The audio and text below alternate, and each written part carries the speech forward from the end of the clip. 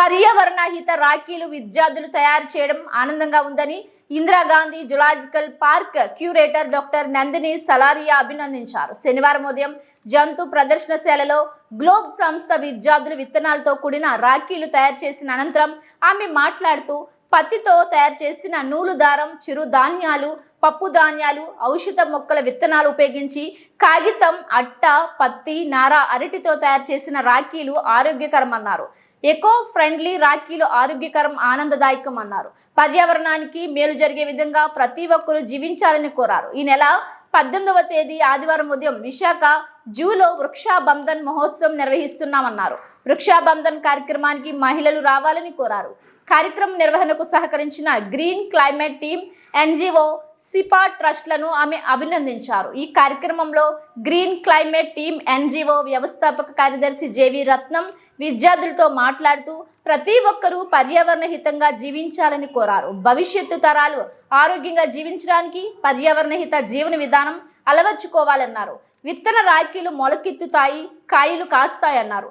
సిపా trust CEO doctor Sasiprabha మాట్లాడుతూ children movement for climate justice సంస్థ ఆధ్వర్యంలో 5 రాష్ట్రాల్లో విత్తన రాఖీలు తయారు చేయించామని, వృక్షాబంధన్ కార్యక్రమాలు నిర్వహిస్తున్నామని వివరించారు.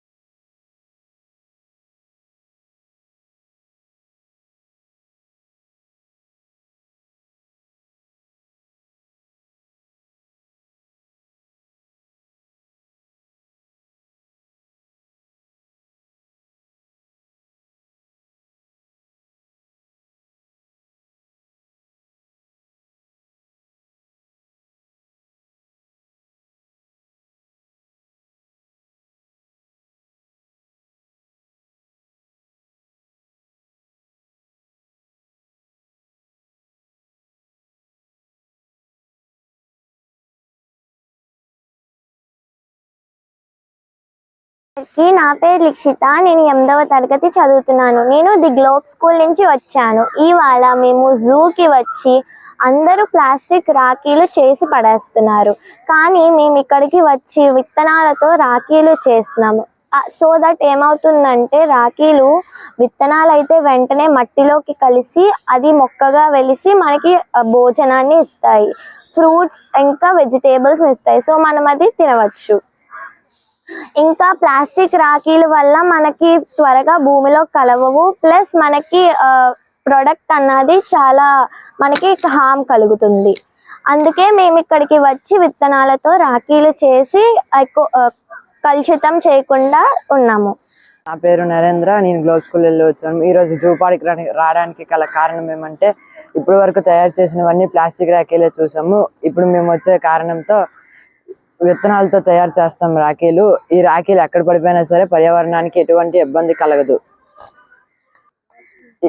ఈ రాఖీలు ఎక్కడ పడిపోయినా సరే మొక్కలు కాస్తాయి, పూలు వస్తాయి, కాయలు కాస్తాయి. అందరికీ నమస్కారం. నేను ది గ్లోబ్ స్కూల్లో చదువుతున్నాను. కే దీపిక 9వ తరగతిలో చదువుతున్నాను. ఇప్పుడు రాఖీలు చేస్తున్నాము. మేము విత్తనాలతో రాఖీలు చేస్తున్నాము. ఆరోగ్యానికి చాలా మంచిది కూడా. ఈ విత్తనాలు పెరిగి పండు కాయలు అన్నీ ఇచ్చి మన ఆరోగ్యానికి అవి తింటే ఇంకా బాగుంటుంది. ఈ రాఖీలు చేయడానికి గల కారణాలు అదే విత్తనాలతో చేస్తున్నాము. ఇలా చేయండి. పర్యావరణాన్ని హితంగా చేయండి. ప్లాస్టిక్ని వినియోగించవద్దు. ఇప్పుడు మనం ఆరోగ్యంగా ఉందాం. ఏంటి సార్ చెప్పండి. బయోడైవర్సిటీని కూడా ఆరోగ్యంగా ఉంచేలా చూద్దాం. పేరు జాహ్నవి. నేను 10వ తరగతి చదువుతున్నాను. నేను ది గ్లోబ్ స్కూల్ నుంచి వచ్చాను. ఈ రోజు మేము ఇక్కడ మా స్నేహితులతో అందరం కలిసి రాఖీలు ఏర్పాటు చేస్తున్నాం. అది ఈకో ఫ్రెండ్లీ రాఖీలు చేస్తున్నాము. విత్తనాలతో ప్రతి ఒక్కరు చేయాలని మేము ఆశిస్తున్నాము. ఇలా చేయడం వల్ల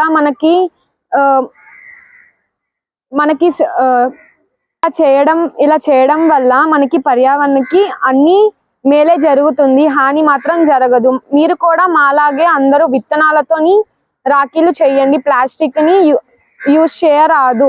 అలా యూజ్ చేయడం వల్ల plastic water pollution, air pollution మొత్తం అసలు డిగ్రేడ్ అవ్వదు, మనకి హాని చేస్తుంది. మీరు కూడా మాలాగే రాఖీలు చేయాలని కోరుతున్నాము. సో నమస్కార్, నేను Nandini Salaria, curator Indira Gandhi zoological park. ఈరోజు మనం ఇక్కడ ఒక ఈకో ఫ్రెండ్లీ వర్క్షాప్ చేయడం జరిగింది. అక్కడ ఏంటంటే గ్లోబ్ స్కూల్ నుంచి మనకి 70 మెంబర్స్ పిల్లలు వచ్చారు. వాళ్ళు మంచిగా ఈ రాఖీలన్నీ ఈకో ఫ్రెండ్లీ రాఖీస్ అన్ని తయారు చేశారు. మనకి అంటే ఇలా కూడా ఒక రాఖీ అనేది కాన్సెప్ట్ ఉంటుంది అనేది పిల్లలకి ఈరోజు చెప్పడం జరిగింది. ప్లస్ ప్రాక్టికల్గా డెమోన్స్ట్రేషన్ చేయడం జరిగింది. విచ్ విల్ అంటే వాళ్ళ మైండ్స్లో ఉండిపోతుంది ఇది ఎప్పుడైనా సరే. సో ఇలాంటి యాక్టివిటీ చేసేటప్పుడు మనం మాట్లాడతాం కానీ యాక్టివిటీ చేసినందుకు వాళ్ళ మైండ్లో అవి ఉండిపోతాయి. కాబట్టి అదే ఉద్దేశంతో మనం ఈ యాక్టివిటీ చేయడం జరిగింది. సో ఖచ్చితంగా ఒక ఈకో ఫ్రెండ్లీ లైఫ్ స్టైల్ అనేది వాడుకోవాలనేది వాళ్ళకి ఇంకొక ఐడియా, ఇలా చేయొచ్చు అనేది వాళ్ళకి గుర్తు వస్తుంది ఎప్పుడైనా సరే. సో ఈరోజు మనకి C4 trust organisation plus green climate foundation organisation వాళ్ళు మనతో కొలాబరేట్ అయ్యి మన జూతో కొలాబరేట్ అయ్యి ఈ యాక్టివిటీని ఆర్గనైజ్ చేయడం జరిగింది. So we are really thankful to them. So tomorrow also రేపుకి మనం వృక్ష బంధన్ అనేది ఒక ప్రోగ్రామ్ ఆర్గనైజ్ చేయడం జరుగుతుంది. దాంట్లో ఏంటంటే ఇప్పుడు ఈ ఒక చెట్టు ఉంది. ఈ ఒక చెట్టు అంటే మనకి ఎన్ని సంవత్సరాల ఏజ్ కూడా మనకి తెలియదు. 100, 200 ఏంటి పైనే ఉంటుంది ఖచ్చితంగా. సో అండ్ ఇలాంటి చెట్టుకి మేము చూస్తూ ఉన్నాము. Maybe it is home to more than 200-300 nest అనమాట. సో ఎన్ని పిల్లలు పుట్టాయి దీని మీద, చాలా రకాలుగా బర్డ్స్కి, ఎంతమందికి ఇది షేడ్ ఇస్తుంది, ఫ్రూట్స్ ఇస్తుంది. సో ప్రతి ఒక్క వృక్షకి, ఒక చెట్టుకి ఒక ముఖ్యమైనత ఉంటుంది. దీన్ని సెలబ్రేట్ చేసుకోవడం కోసం మనం దీన్ని కూడా ఒక రక్షాబంధన్ లాగే వృక్షాబంధన కాన్సెప్ట్ తీసుకువస్తున్నాము. సో రేపు కూడా ఈ ప్రోగ్రామ్ మనకి ఇక్కడ చేయడం జరుగుతుంది. దాంట్లో కూడా చాలామంది మనకి పార్టిసిపేట్ అవుతారు. విజిటర్స్ కూడా దానికి పార్టిసిపేట్ అవ్వచ్చు. అలాగే స్టూడెంట్స్ని ప్రత్యేకంగా మనం ఎంకరేజ్ చేస్తున్నాము. సో దట్ వాళ్ళ ఈ చిన్న ఏజ్లో వాళ్ళ మైండ్లో ఇలాంటి కాన్సెప్ట్స్ ఉండిపోతే ఇవి చాలా లాంగ్ రన్లో వాళ్ళకి పనిచేస్తాయి. సో మనం ఏంటంటే ఒక గ్రీన్ వారియర్స్గా వాళ్ళకి తయారు చేయాలి ఈ ఫ్యూచర్ సేవ్ చేయడానికి. సో ఇదే కాన్సెప్ట్తో ఇలాంటి చెట్టు కానీ, ఇంకా చిన్న చిన్న చెట్టు కానీ, పెద్ద చెట్టు కానీ, మన చుట్టూ ప్రాంతాల్లో ఉన్న చెట్టు కానీ, మీరు ఎక్కడైనా ఎవరైనా ఉన్నారంటే వాళ్ళు కూడా వాళ్ళ ఇంట్లో చేసుకోవచ్చు. మనమైతే ఇక్కడ జూలో చేసినాం. We are most welcome. సో ఇక్కడ కూడా మనకి green climate foundation plus C4 trust foundation వాళ్ళు కూడా పార్టిసిపేట్ అవుతారు. So thank you very much.